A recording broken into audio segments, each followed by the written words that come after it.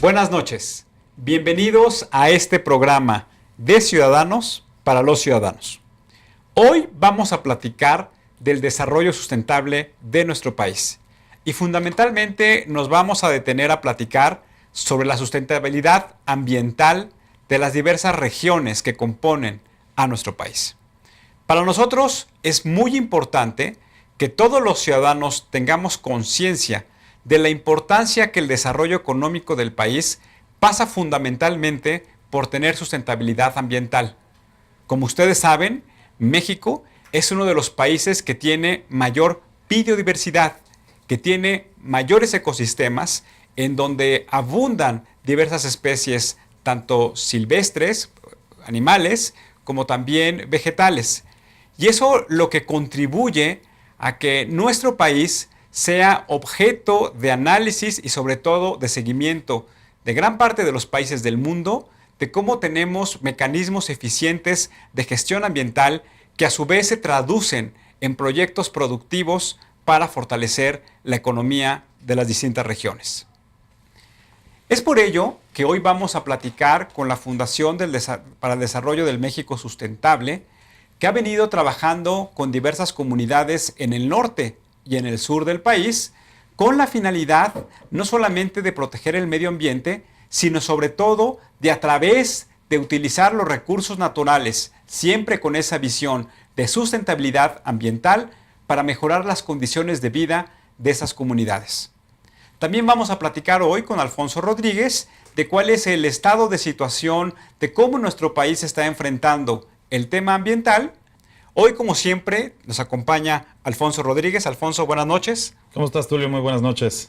Y vamos a platicar con él de diversas estadísticas e información que han generado diferentes organismos internacionales, como es el Programa de Naciones Unidas para la Protección del Medio Ambiente, como es el caso del INEGI en México, como es el caso de la Semarnat, que es la Secretaría de Estado que se dedica a la protección de los recursos naturales.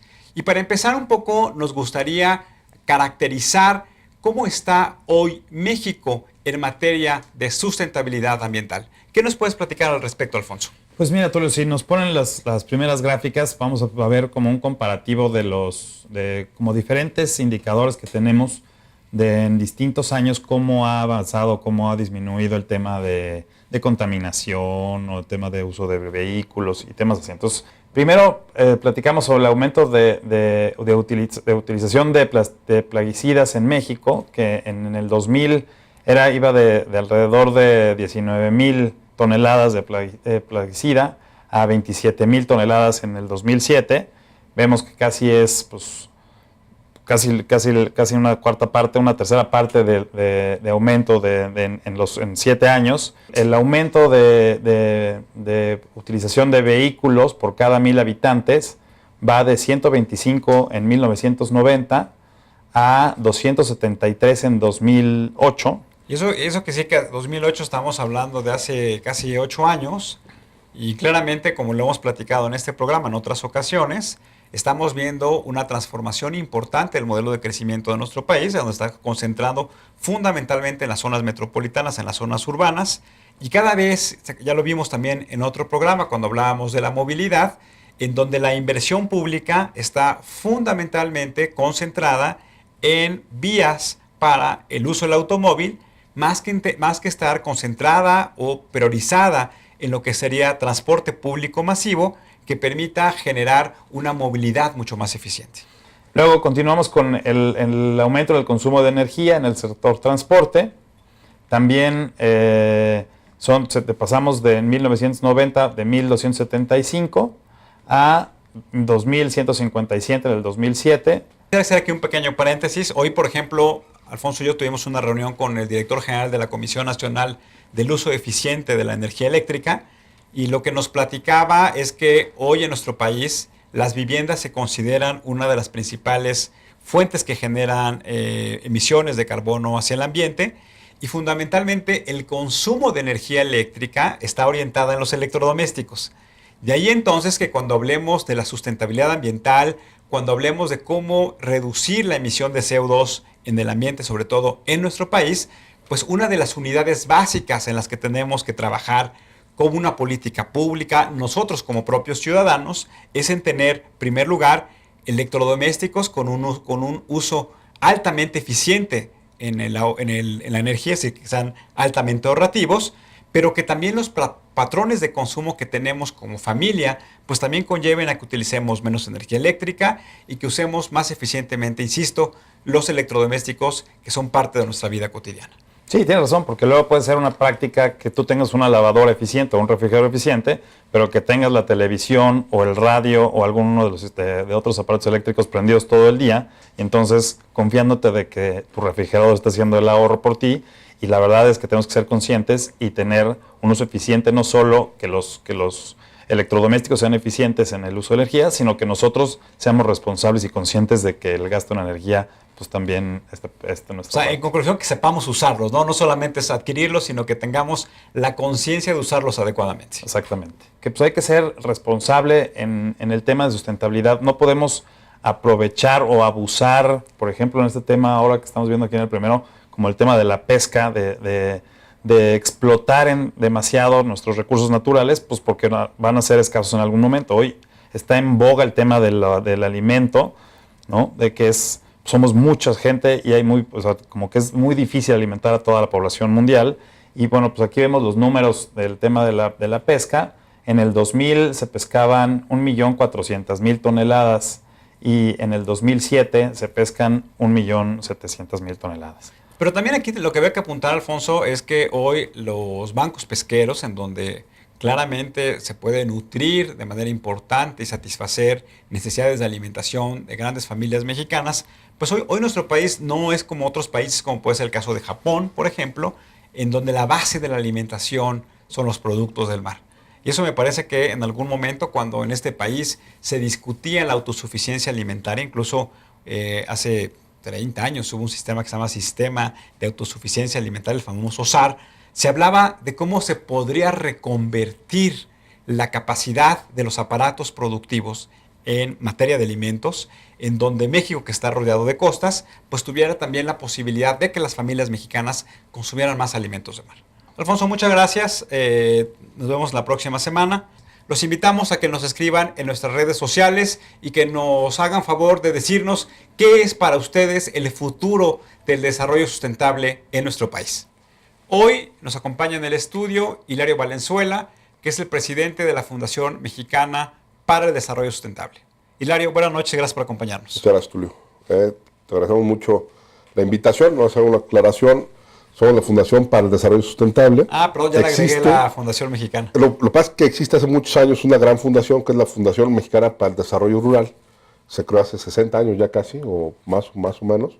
Digamos, la punta de lanza de muchas organizaciones que hoy en México hacemos el trabajo pues, de campo, ¿no? La conocemos bien porque tengo buenos amigos que fueron fundadores de esa fundación. Lo sé que los conoces muy bien y por eso la confusión, ¿no? Y tenemos una marca registrada que es México Sustentable, que es como nos damos a conocer de algunos de los productos que salen de las comunidades hacia el mercado, ¿no? Y pues traen el loguito ahí de México Sustentable y es como nos damos a conocer. Pues para iniciar la conversación, y gracias por la aclaración, me gustaría preguntarte, ¿qué es para ti ser un buen ciudadano?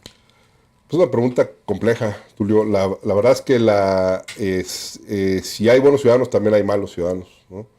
Y entonces yo siento que aún no somos un poquito más buenos que malos, pero en realidad es una tarea cotidiana ser buen ciudadano. No es fácil ser buen ciudadano en un país como el nuestro, pero tampoco lo es en Alemania ni en España, ¿no? O sea, en todos lados es difícil ser buen ciudadano porque implica comprometerte contigo, con tu ciudad, con tu país, ¿no? Y eso pues, va a requerir que siempre estés al pendiente de cumplir con las normas, cumplir con las leyes, pensar en los demás antes de pensar en uno mismo, este tipo de cuestiones. Y por eso es que digo que es un poco complejo ser un buen ciudadano, ¿no? Hay que ser buen ciudadano e intentar balancear, ¿no? Las cosas que puedan considerarse como malas actitudes o malas prácticas en la ciudadanía. Es un poco lo que es el desarrollo sustentable, es una mezcla ahí entre hacer desarrollo para mucha gente es pues es malo porque tienes que hacer infraestructura, tienes que hacer que la gente crezca, que tengan más satisfactores económicos. Y a veces eso a costa del hábitat o a costa de los recursos naturales, a costa del medio ambiente. Entonces, es en donde digo que hay que ponderar. A veces hay cosas malas del desarrollo, hay cosas buenas, y por eso es que se crea este concepto de desarrollo sustentable. Déjame, antes de entrar a que desarrollemos este concepto, que creo que es importante para que nuestros amigos lo conozcan y lo puedan internalizar. Sí. Nada más me gustaría decir, oye, el objetivo de este programa es que pensemos que ser buenos ciudadanos es una actitud de vida. Algunos dicen una actitud de vida de 24 horas por 7 días. Y lo que buscamos aquí, lo que pretendemos es que no lo veamos como algo complejo, sino que lo veamos como un acto de responsabilidad, de compromiso, y como bien tú lo apuntas, que esté relacionado con esta visión de futuro. Claro.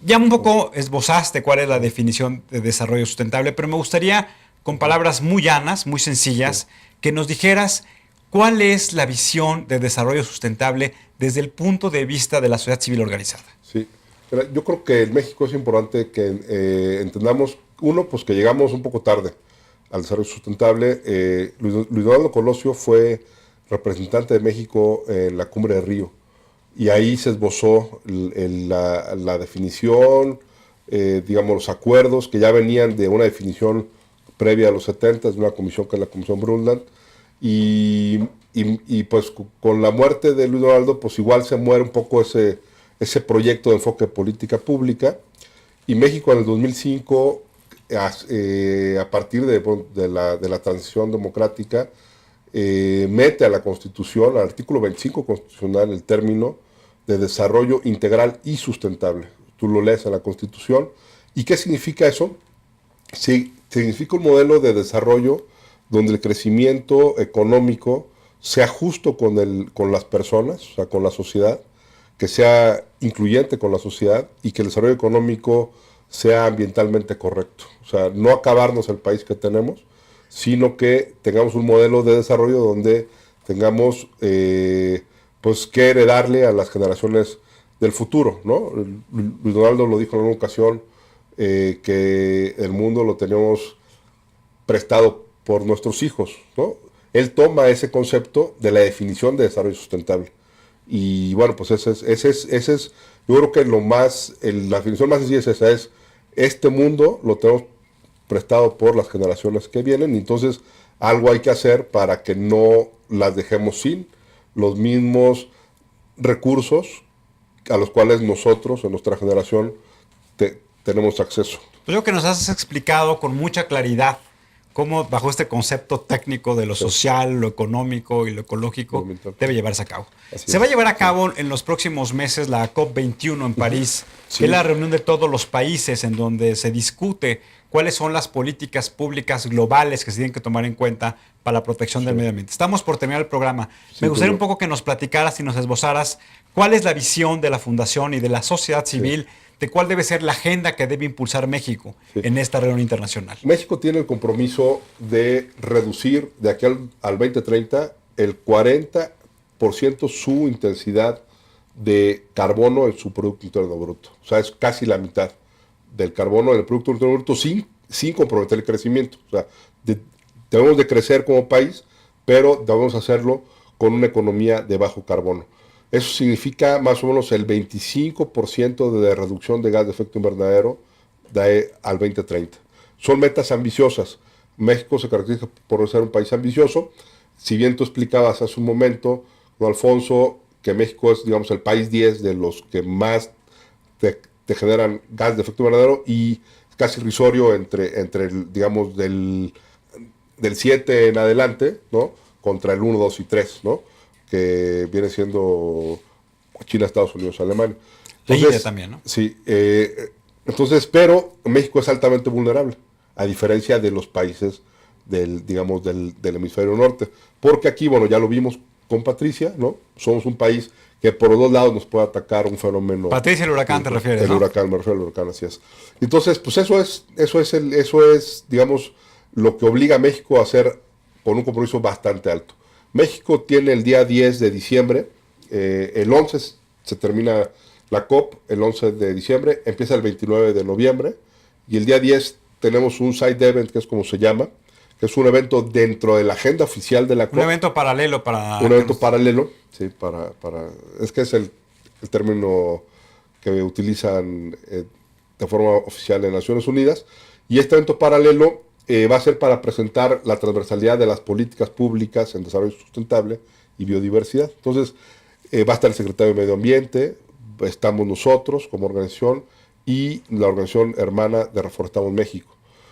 Y vamos a hablar y exponer el compromiso de México en torno a esto. Yo creo que México debe de poner el ejemplo en la COP, como, digamos, países de habla hispana y también como socio estratégico de Estados Unidos y Canadá, el empujar a que se cumplan las metas de cambio climático, ¿no?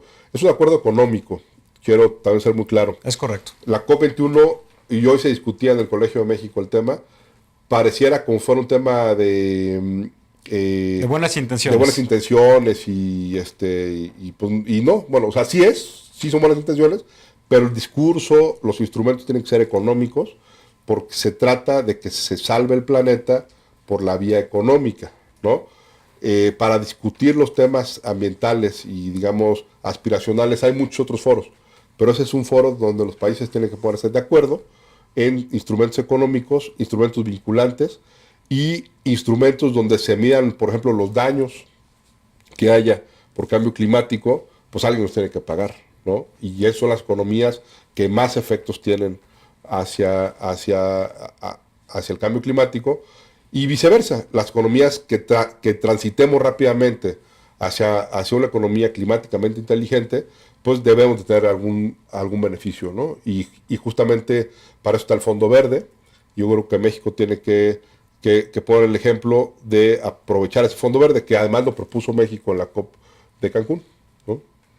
Y pues ese es más o menos en general lo que se va a vivir ahí en París. Todo el mundo tiene la esperanza, yo creo que el acuerdo ya está listo, se terminó hace un par de días en Alemania, en Bonn, dejaron los detalles, pues ya sabes que los presidentes tienen que meterle al documento, y todo el mundo espera que salgamos de París con un acuerdo global que sustituya o que perfeccione toda la dinámica de acuerdos previa, incluyendo el protocolo de Kioto y todo lo que tiene que ver con la economía de bajo carbono. Que de hecho acaba de haber una reunión con el presidente Obama de Estados Unidos y el presidente Xi Jinping de China. Sí, que entiendo que parte y no se dijo públicamente, pero parte era llegar a un acuerdo de cuál va a ser la postura de estos países que son los que emiten más dióxido de carbono al ambiente, para poder preparar muy bien la postura internacional con respecto a la COP21. Sí, no puede ser un caos, ¿no?